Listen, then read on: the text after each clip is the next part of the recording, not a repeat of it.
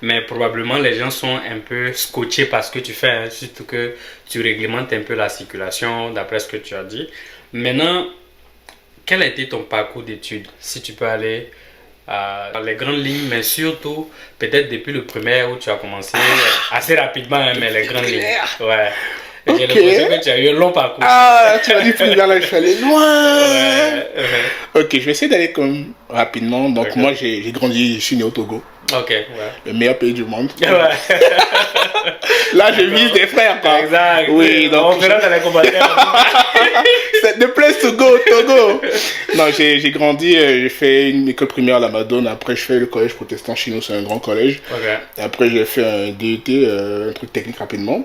Donc, juste après ça, je suis arrivé au Canada. Ici, j'ai fait mes 4 ans d'études à Polytechnique de Montréal. Ouais, c'est à Montréal, pardon, je suis en anglais là. Ouais. Et bon, génie électrique, tout simplement. Ok, génie électrique, oui. J'ai eu un bac en scientifique génie électrique. Et à la fin du génie, on te demande toujours de faire une année de spécialisation. Ok. Donc, ça peut être automatisation, télécom. En fait, il y a beaucoup d'ouverture au génie électrique. Mais moi, ce que j'ai fait, ce qu'on appelle en fait une spécialisation pluridisciplinaire.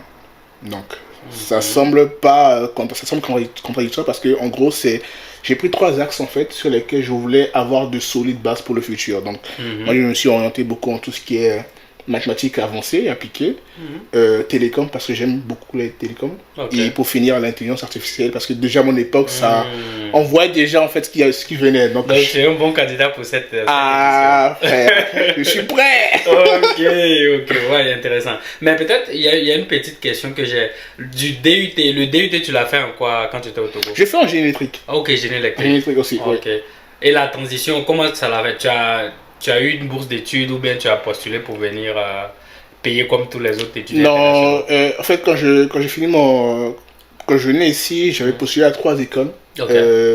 Polytechnique Montréal, Ottawa, l'Université d'Ottawa et puis Sherbrooke. J'ai eu la grâce d'être accepté partout. La vérité, c'est que l'Université d'Ottawa me donnait une bourse. Parce que c'est pour promouvoir le français. Donc, pour étudier, ils me donnaient une bourse.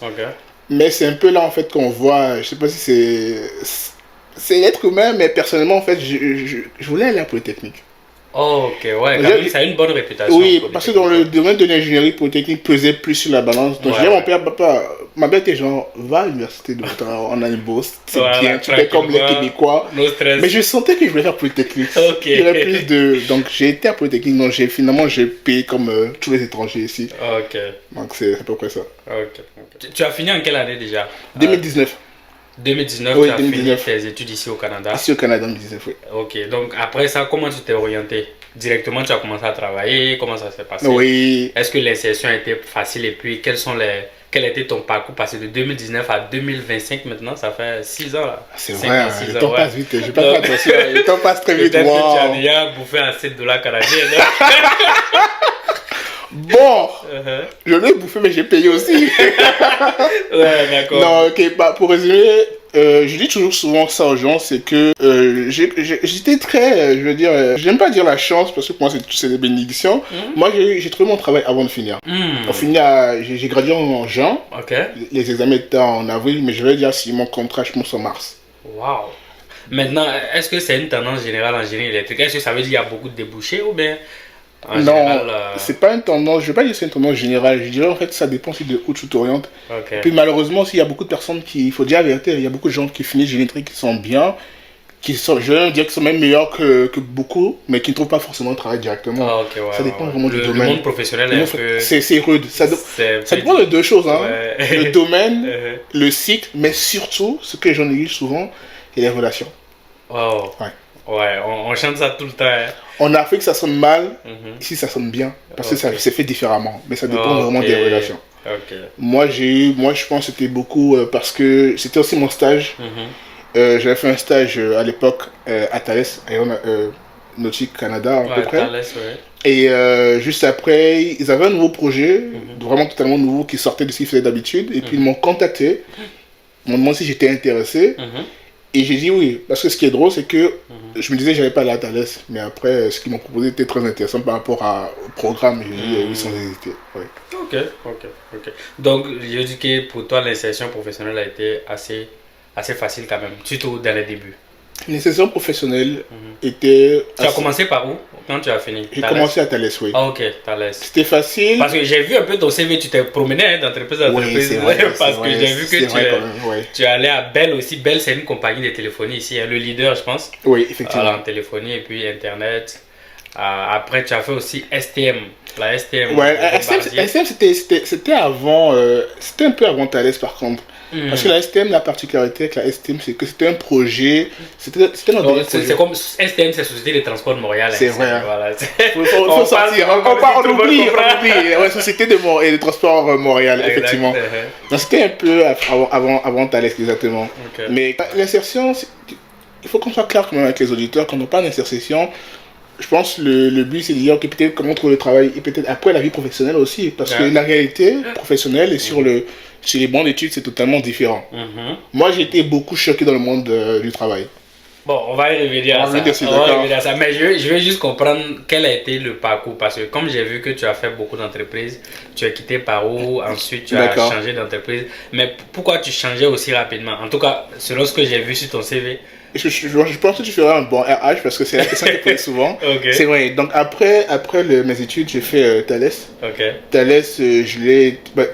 ce qui est drôle, c'est que j'ai fait à peu près 2 ans, mais c'était 1 an de façon officielle, mais je travaillais déjà depuis 1 an. Okay. Et juste après Thales, la vérité est que j'ai été au chômage pendant 1 an, 1 mois, 1 semaine, 5 jours. Wow, avec beaucoup de détails. C'était pour la période Covid. Parce qu'à l'époque, en fait, l'aéronautique était très touchée. Et déjà, moi, en fait, notre truc était un truc vraiment nouveau dans la compagnie. Ça n'est pas encore sorti, ça va être sorti dans 5 ans. Donc c'était vraiment un projet novateur. Non, c'était un projet innovateur. En fait, Thales avait un start-up et puis même le nom, ils appelaient ça Top Max. Et c'était vraiment confidentiel. Donc c'était l'un des premiers projets qui était mis sur la glace à un moment donné pendant la Covid. Donc toute mon équipe, en fait, moi j'étais le plus jeune aussi, les autres 20 ans d'expérience. À part ceux qui avaient 20 ans, 30 ans d'expérience, on a perdu notre emploi en ce moment-là. Donc pendant ce temps, tu as eu du mal à retrouver de l'emploi? Pour dire la vérité, j'ai pris 3 mois de vacances où je ne cherchais pas parce que j'ai pas de vacances vraiment. Mais après ça m'a pris du temps pour trouver du travail, sincèrement. Ça m'a pris du temps aussi. Donc on comprend que Thales c'était plus conjoncturel à cause de la crise. Oui. Maintenant après, tu as eu finalement de l'emploi après tes 1 an. Bon, j'ai oublié les détails. C'est important, on s'est compris. Après tes 1 an. Où ça? C'était où maintenant? Juste après ça, j'ai été à BC de Tatic. C'était une compagnie de télécom privée ici. Donc j'ai été là-bas, j'étais juste là-bas pendant 4 mois. En fait, mon but après Thales, c'était d'aller à Bell. C'était clair. En fait, moi, ça a toujours été clair dans ma tête ce que je veux faire. Quand je veux, je reste dessus. Donc je voulais aller à Bell. Et j'ai pas eu ma première chance à Bell parce qu'il disait que j'avais pas d'expérience en télécom. C'était juste ça. J'avais pas d'expérience. J'étais pas bien les 3 candidats, mais j'avais pas d'expérience en télécom. Et qu'est-ce qui s'est passé finalement? C'est quoi? Je me suis dit, ok, j'ai pas d'expérience en télécom, je vais aller chercher une expérience en télécom. Donc j'étais dans la compagnie privée. 8 ans d'expérience, c'est ce qu'ils demandaient. J'avais 0 ans d'expérience. Bell demandait 8 ans. Pas Bell, la compagnie en question. J'ai quand même postulé. J'ai trouvé ça audacieux. Ils m'ont pris en entrevue, on a discuté, j'ai eu le poste. Donc, juste 1 mois et demi après ça, j'ai repostulé encore à Bell. J'avais été accepté, mais j'ai dit à Bell que je vais d'abord finir mon projet là-bas avant de venir chez eux. Donc après, j'ai commencé à Bell en janvier 2022. Alors que je pourrais commencer en octobre 2021. Et après, j'ai fait Bell. Après, 2024, j'ai quitté Bell et puis j'ai commencé à travailler chez Ecom. C'est une multinationale américaine en tout ce qui est consultation. Je travaille chez eux en tant que consultant. Sur divers projets. Sur divers projets, oui. Wow. Donc, mais pourquoi tu as quitté Bell? Puisque apparemment Bell était une grande ambition pour toi. C'était un objectif. En fait, mais je trouve que tu as quitté assez tôt quand même pour quelqu'un qui a voulu rentrer l'argent. Non, c'est là en fait qu'on voit en fait que la vie, c'est pas des chocolats. Il veut philosopher. Non. Il veut philosopher. Non, en fait, j'aime tes questions parce que tes questions sont très, très pertinentes.